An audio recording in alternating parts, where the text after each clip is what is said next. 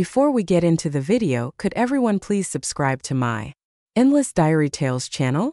Thank you so much. I had a mother-in-law, Agnes, who lived incredibly frugally to the point where she secretly used the oil from the range hood to cook. This very act resulted in me developing severe stomach pain. Many times I tried to tell Agnes that used oil could cause cancer, but she would just accuse me of being wasteful. Countless times I wondered if she was truly being frugal or simply stingy. I was utterly shocked when my husband, Tom, slapped me across the face saying, "My mother serves you like this and you aren't even grateful. You only know how to criticize. Your character is worth less than a dog's."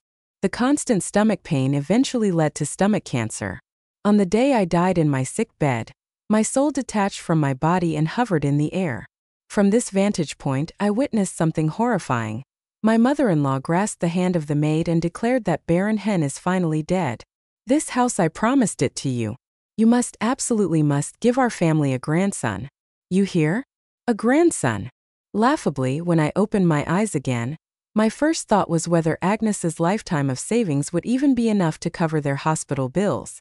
The very first thing I did after confirming my rebirth was to rush to the hospital for a comprehensive checkup.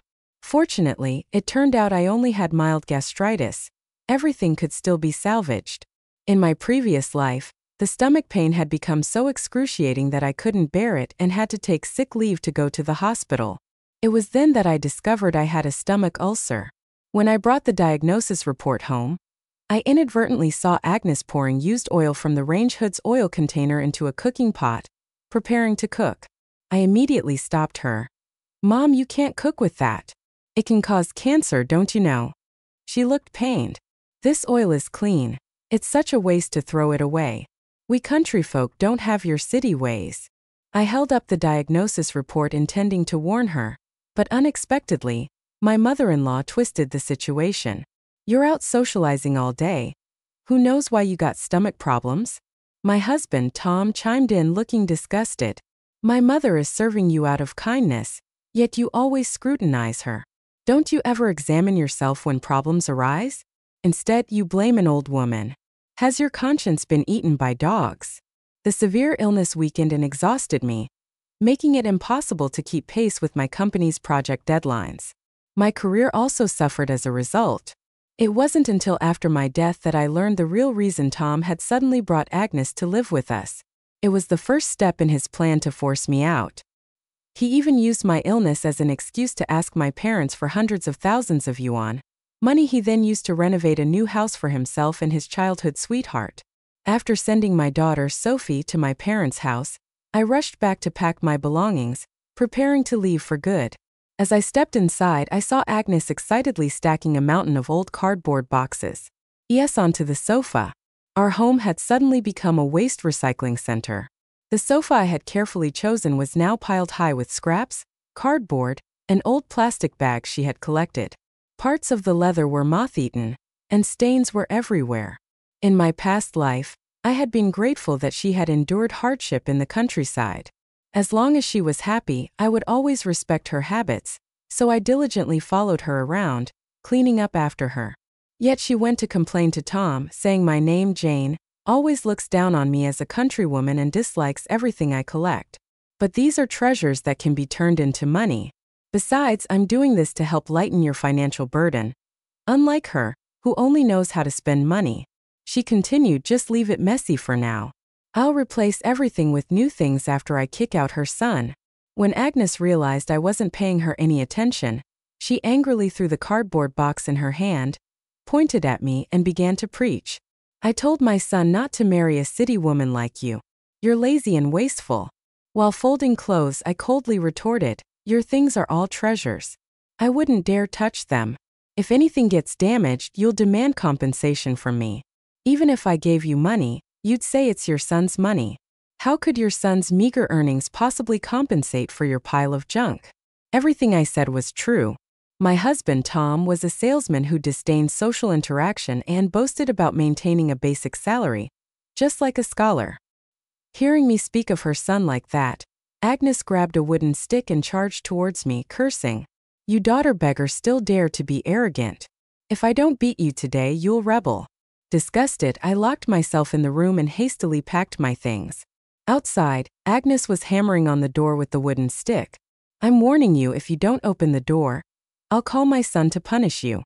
Men are always stronger than women. I advise you to open the door and let me teach you a lesson first." What ridiculous logic. Was I really supposed to just take a beating? I shouted back, "I'm calling 911 right now. If you dare do anything, I will call the police. We're both shameless anyway. Let's go to the police station together and give statements." Outside, there was a moment of silence. Then Agnes started yelling again. "I'm an old woman, so what? Just call the police. Let them judge whether a daughter-in-law who dares to speak to her mother-in-law like this is right or not." Remembering how she had fawned over the maid before, I was suddenly enraged. I kicked the door hard and screamed, "Is the daughter-in-law meant to die? Are outsiders the real treasures?" I don't know if Agnes was intimidated by my threat or if she was afraid I knew something, but it suddenly became quiet outside. Just then Tom called, his voice cold. "What trouble are you causing now? Mom is crying and demanding to go back to our hometown." I sneered, "Enough. If she goes back to our hometown, I'll be gossiped to death by her loose tongue. I guess it's better if I leave." I quickly installed hidden cameras, packed my luggage, and without a backward glance, headed straight to my parents' house. This marriage was finally over. That night, I watched the surveillance video intently, afraid to miss any evidence that could be used against them. Agnes's arrogant voice echoed from the recording. "It's true, she's impossible to please. If she wants to leave, just let her. She's already given birth to a daughter. What else can she do?" She added. "And who told her not to agree to have a second child? Without a grandson, I can't even hold my head up in the village." I muttered to myself, "Can't hold your head up? Such futile thinking. What century is this? Still valuing sons over daughters." Agnes grabbed Tom and said, "Let me tell you, Lily is divorced now, and both of her children are boys, and she still has feelings for you. When the time comes, you must have Lily give me a grandson." I was utterly stunned. Were they really this desperate for a grandson? Tom hesitated. "I don't know if Lily still likes me. True love? What a joke." Given Lily's situation, the first thing he thought of was whether she still liked him. Where was the true love in all of this? Agnes comforted him. "Don't worry. I've already spoken to her. Back then she disliked you because you were poor, but you're different now. You live in such a beautiful house. She'll definitely agree to be with you." Suddenly, I changed my mind about the divorce. I smirked as I saved the video. Whether you get to enjoy this blessing depends on whether you live that long, I thought. The next day after I moved out, Tom brought Lily home. Watching them interact in the video made my skin crawl. Tom was saying, "Lily, at the time I had no choice but to let you go. I'm the only one to blame for not being able to provide for you." Lily shyly leaned into Tom's arms, whispering, "Tom, she told me about your intentions. I agreed to be with you." Tom excitedly hugged Lily, about to kiss her, but Lily pushed him away, startled. "Tom, don't rush. First you have to agree to my conditions. Find me a job in the city, and I want a 100,000 yuan betrothal gift and this house." Tom froze, but he still nodded firmly. I couldn't help but laugh bitterly. When Tom and I got married, seeing that his family wasn't well off, I didn't ask for a single penny of betrothal money. Even the down payment for this house was paid by my parents, and we paid off the mortgage together. Together was a lie. I was the only one using my salary to pay it off, and now they were treating my kindness like this. I curled my lips and called Tom. "Honey, my mom suddenly feels unwell, so I transferred 100,000 yuan to her for a checkup. I'll be taking leave this month to stay with her, so the mortgage this month depends on you, okay?" Tom was so panicked he forgot to pretend to be a filial son-in-law and yelled, "What? How could you transfer 100,000 yuan privately? That's our money." I lazily replied, "Then sue me in court. It's just the right time for you to pay off the down payment. You still owe my parents." Then I hung up, sneering at Tom's frantic face on the surveillance footage. A few days later, Tom came to my parents' house and said Agnes was ill and wanted me to visit. I asked my parents to look after Sophie and followed Tom back home. They wanted to continue leeching off me, and I was more than eager to get rid of these parasitic worms once and for all. As soon as I entered the house, a strong smell of urine assaulted my nostrils. Agnes often placed a bucket in the toilet to collect urine, then used that urine to flush the toilet in the name of saving water. I had warned her that this could easily lead to urinary tract infections in women. However, she had scoffed. City people are so fussy. If you get infected, you get infected. It's not like my son will. At this point, the entire house before me was filled with trash, barely any space to step. Tom gave me an embarrassed smile. I'm still troubling my dear wife to clean up. This place is truly unlivable. I glanced at him and replied indifferently, It's fine. Mom is doing it to save money and make money. Hearing my voice, Agnes started moaning from her room. No one cares about me, an old woman. I coldly walked over and glanced at Tom. All right, I see. Tell me, what else do you want? Tom was surprised by my sudden coldness. In the past, I would have rushed Agnes to the hospital. He said cautiously, Mom's health is getting worse. You and I are both busy with work. I want to hire a helper to take care of Mom in our home. So this was the job he had promised Lily. He wanted to use my money to openly support his first love. Initially, I pretended to agree happily. I've thought of this too. It's good to have someone help with the housework. Then I feigned embarrassment. It's just that I just transferred money to my mom this month. I'm on leave and only getting basic pay. How can I afford a helper? Seeing that I agreed, Tom patted his chest. My mom will pay for the helper this month first anyway. It's for taking care of Mom, right? Agnes, lying in bed, glared at him, then quickly put on a fake smile and said to me, Yes, this month Mom will use my coffin money to cover it. Next month you pay, okay?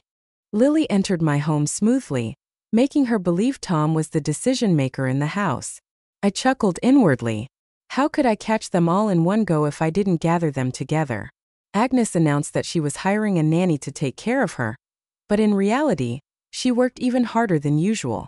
Agnes stewed chicken soup for Lily in various ways every day, but I knew that this chicken was dog food chicken that Agnes bought at the wholesale market to feed the dog. To mask the rotten chicken smell, Agnes would wash it repeatedly and add a lot of MSG. Lily provocatively drank the chicken soup in front of me. I didn't expect your mother-in-law to be so kind. Some people really don't know how to appreciate their blessings. I poured another bowl and handed it to her, looking directly into her eyes. If it's good, have more. Lily was a little scared by my stare. She yelled at Tom. Tom, your sister-in-law is so fierce. Tom quickly rushed over and shouted at me with dissatisfaction. Jane, what are you doing?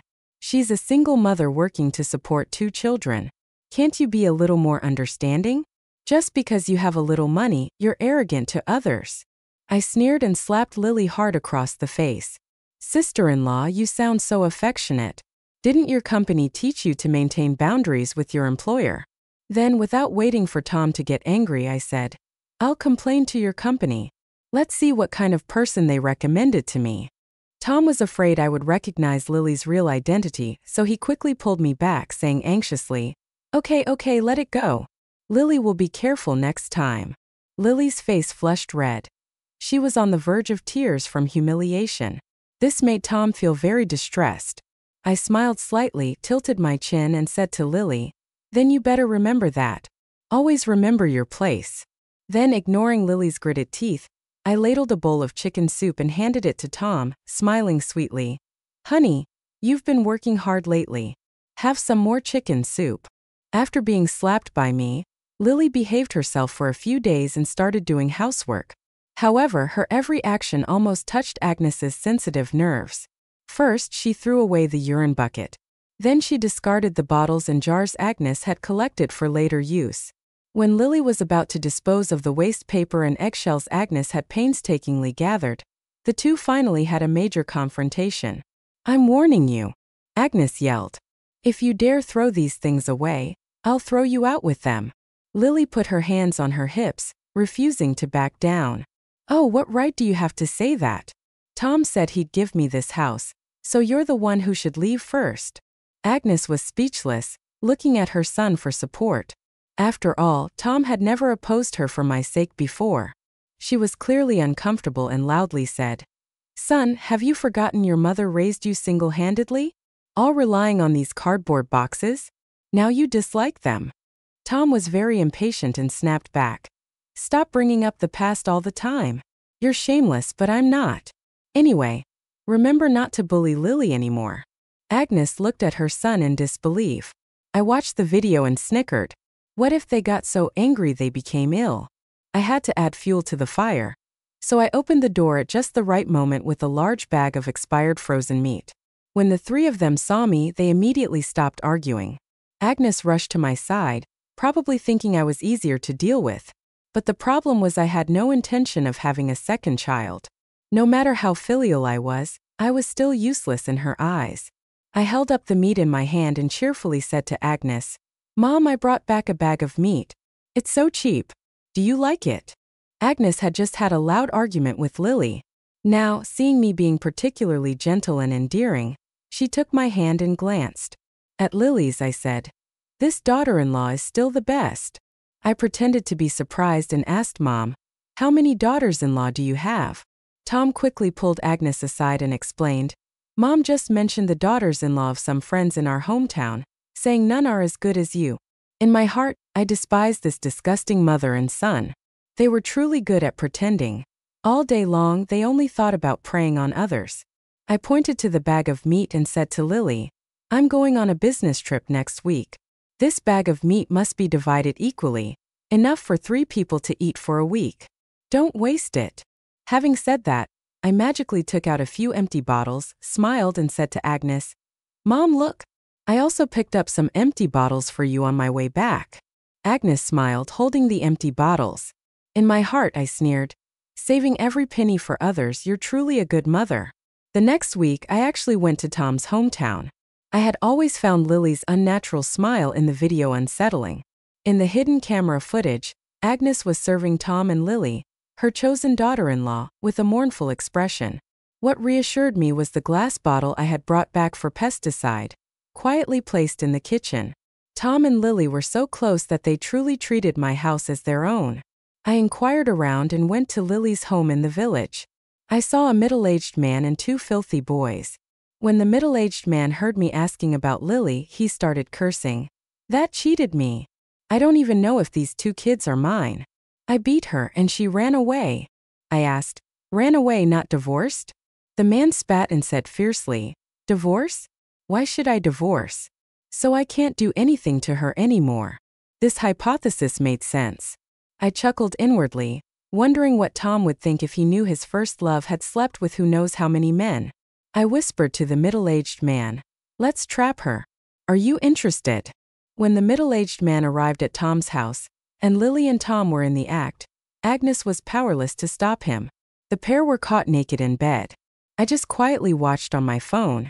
Tom was about to call the police, but Lily grabbed him first. The middle-aged man threw a punch and Tom fell to the ground. Agnes screamed hysterically. Lily quickly knelt down, begging for forgiveness. "Honey, I'm just a helper in this house." He insisted on having me. "It has nothing to do with me." Hearing this, Tom looked at Lily in disbelief.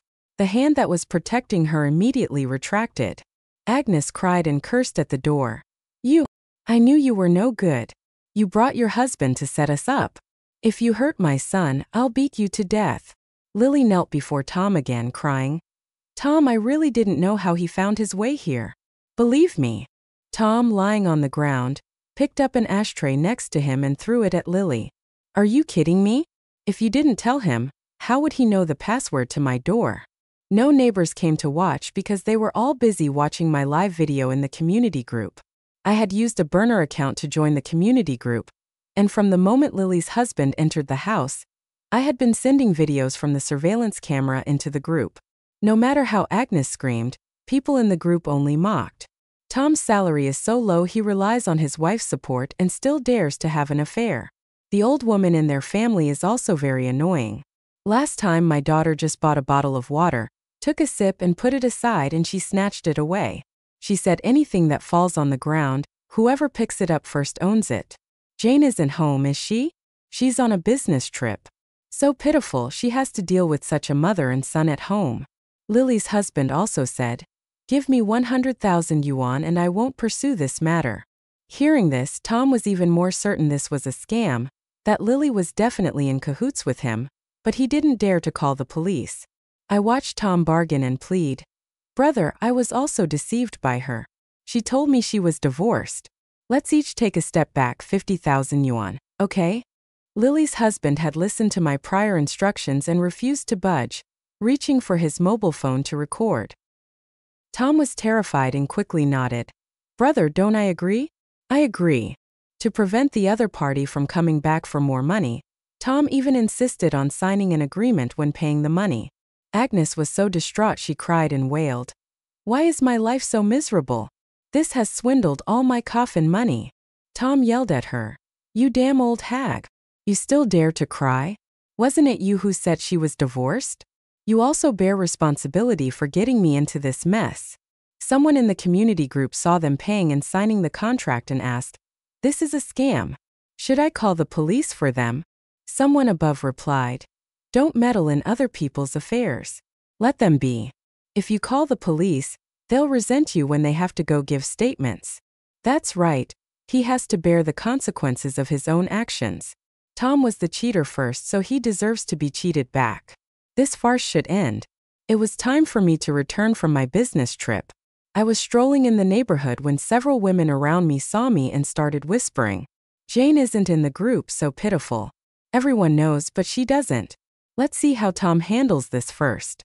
If she has a showdown, we'll rush over to help. I pretended not to know anything and walked into the house. Tom immediately hugged me tightly. Agnes also proactively invited me to dinner. It was truly abnormal. I pushed Tom away, feeling suspicion. Why are you so enthusiastic today? Have you done something bad behind my back? Tom replied guiltily. Of course not. I deliberately asked, why are people in the community group saying I've been deceived? When they saw me, without waiting for Tom to answer, I asked again, Oh, where's Lily? Tom said angrily, Don't mention her anymore. She ran away with her husband. I pretended to be relieved, took a medical report from my bag and said, That's great, saves me the trouble. Remember last week I insisted on taking her for a checkup? It turns out she has severe gynecological diseases and a Helicobacter pylori infection. These are all very dangerous infectious diseases. Tom snatched the medical report, his face pale and confused. Wife, what is Helicobacter pylori? I indifferently replied. It's a bacteria that causes stomach cancer. It seems like kissing and sharing dishes can also transmit it. Tom and Agnes heard this and were so scared they trembled, almost unable to stand. I curled the corners of my mouth, calmly saying, It's okay. Luckily she's gone. Ever since Agnes was extorted for 100,000 yuan, she became even more frugal. A friend sent me a message. Jane, I saw your mother-in-law picking up paper from the trash can in the public restroom. It's disgusting. What is she doing? People in the neighborhood also pulled me aside and said, Your mother-in-law is getting worse and worse. Before, she only picked up bottles on the ground, but now she even snatches bottles from people's hands.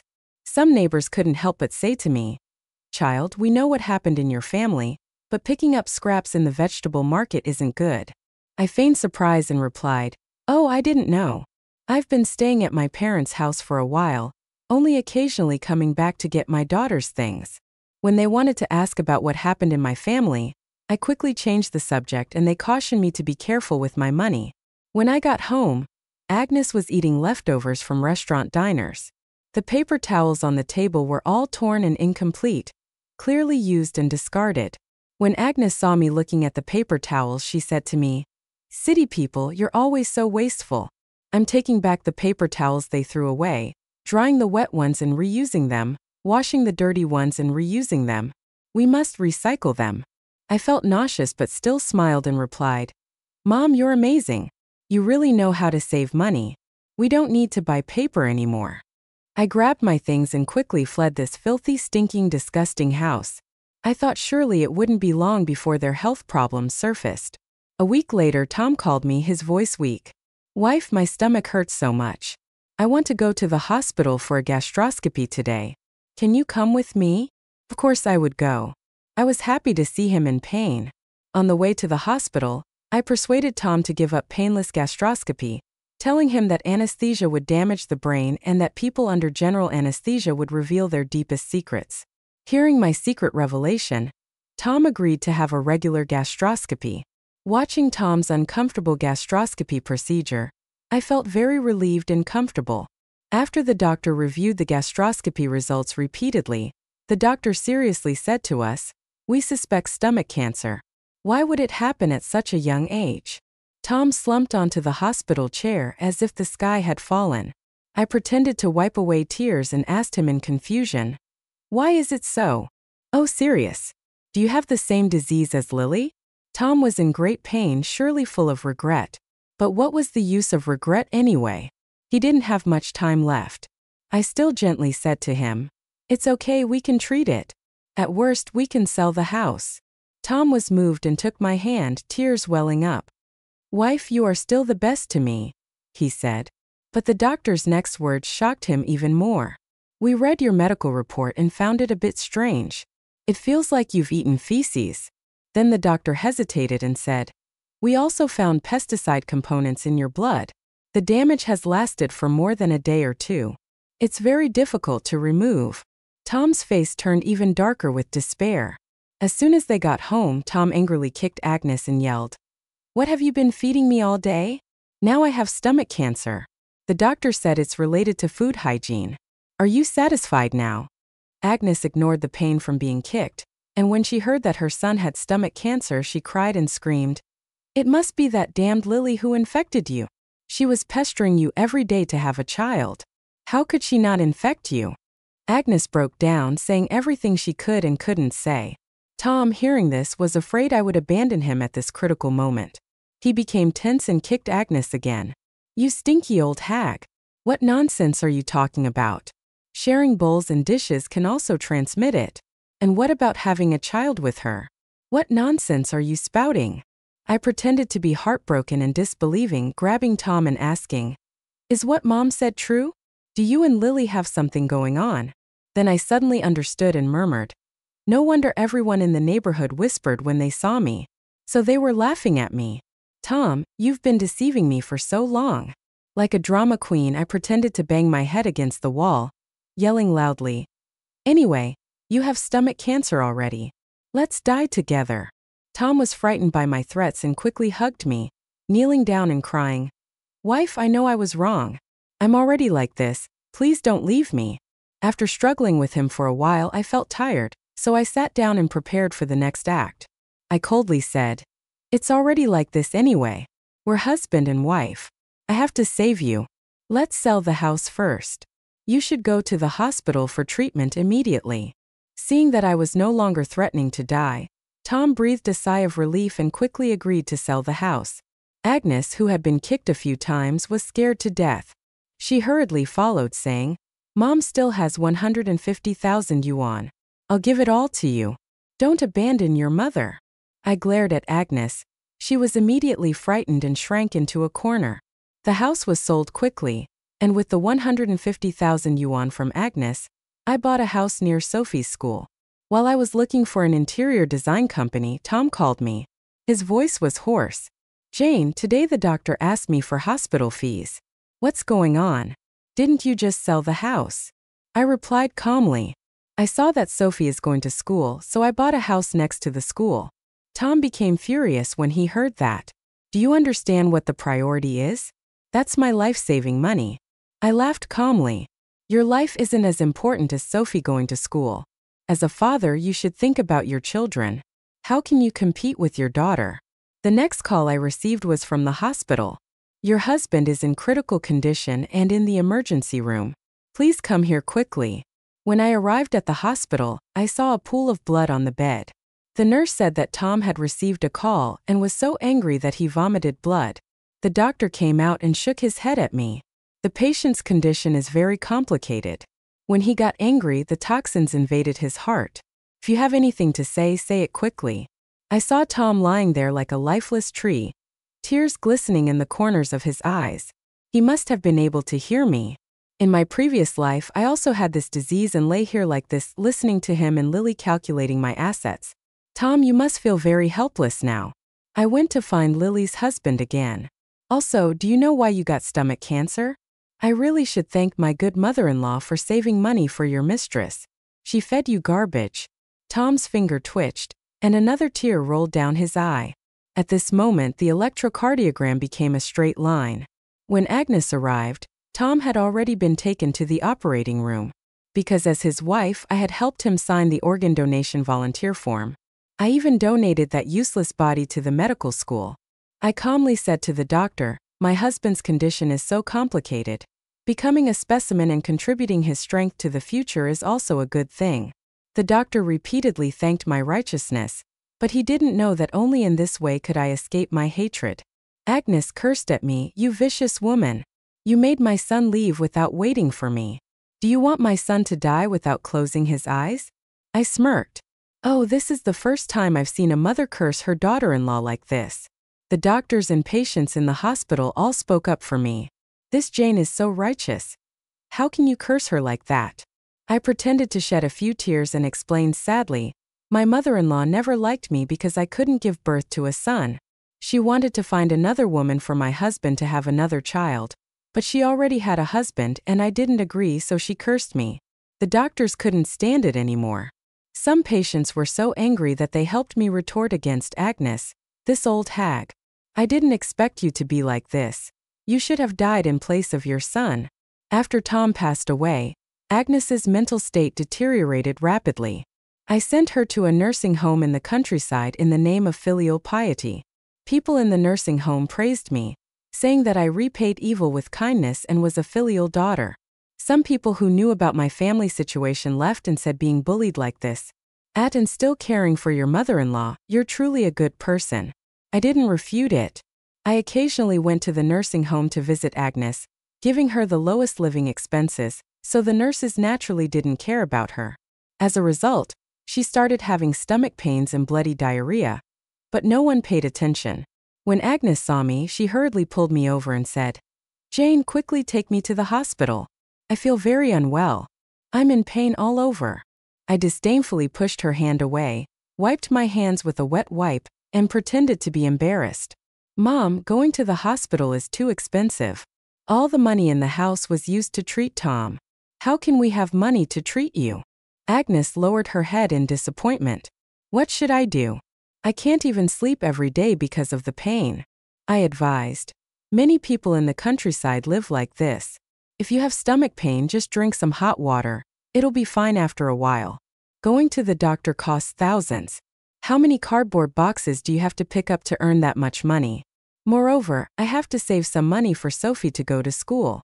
Agnes became angry when she heard that. "Why spend money on a useless girl? Treat me well first." I sneered. "If a young girl isn't worth spending money on, then is an old woman worth it? My daughter, my money should be spent on her." Agnes's health deteriorated day by day. To earn money for medical treatment, she returned to her old job at the nursing home. The nurse called me many times to complain. "Your mother-in-law is always picking up scraps and piling them up in the fire escape stairs. If she doesn't listen to us, we can only kick her out." When I returned to the nursing home, Agnes was dragging her sick body, arguing with other elderly people. Seeing me arrive, those elderly people complained loudly, "Daughter, come and see. Your mother-in-law is always stealing our clothes."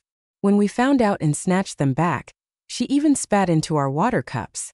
She said her son died of stomach cancer, so she must have been infected with the virus. If we don't give it to her, she'll poison us to death. Agnes still looked unconcerned. "I just took some clothes and empty boxes from her." "So what? You have so many clothes anyway. City people are really stingy." The nurse also came over and said to me seriously, "Jane, I'm really sorry. We can't continue to care for your mother-in-law in the nursing home anymore." When I pulled Agnes away, she continued to curse at the elderly people in the nursing home. Looking at her crazy face, I felt even happier. I rented a mud house for Agnes in the countryside and said to her, "Mom, it's not that I'm being disrespectful. You also know that the house is sold and the money is gone. The nursing home won't take you anymore. Just live alone freely." Agnes paled. "Live alone? What if I die and no one knows?" I laughed. "Mom, what are you saying? You've endured so much hardship. You won't die easily. Moreover, I've asked Tom's relatives to look after you. If anything happens, they'll come." Tell me as if remembering something. I added, "Oh, and the doctor said that pesticide was what made Tom's illness worse. You also ate the oil in the pesticide bottle, but you're fine. Isn't that because your body is strong?" Hearing this, Agnes's emotions became agitated. What? My son died from pesticide poisoning? Impossible. I washed that bottle many times. There wasn't even a trace of smell. I pretended to be surprised. Well, I'm not sure then, but the doctor also said Tom's stomach was like it contained feces. I even laughed and said, "How could that be? Because the paper towels you picked up, you washed them all clean." The more she listened, the more panicked she became, collapsing to the ground in front of the door, unable to stand up. A few days later, I received a call from Tom's relatives saying that Agnes had drunk pesticide and attempted suicide and was currently having her stomach pumped, asking me to come immediately. Several relatives surrounded me, vowing to say the old lady probably couldn't take it anymore. Strangely, she kept mumbling that she killed her own son. Done. That oil was so clean, it was such a waste to throw it away. We country folk aren't as fussy as you city people. We villagers are mostly honest and simple. Everyone is happy to help with weddings and funerals. Waiting for them to leave, I went to Agnes's side. "Mom, I have something to tell you. I've changed my daughter's surname. Now she's using my surname, Jane, named Sophie Jane, and she no longer has anything to do with the Tom family." I smiled coldly. "Anyway, you only wanted a grandson. Losing a granddaughter is no big deal, right? When you go down below, tell our ancestors surely they won't blame you either." Hearing this, Agnes's eyes widened, her pupils contracted and dilated as if greatly stimulated. I sneered. "Didn't you look down on granddaughters? Why are you so agitated now?" At this moment, she stamped her foot and died completely. My past life's revenge was finally complete.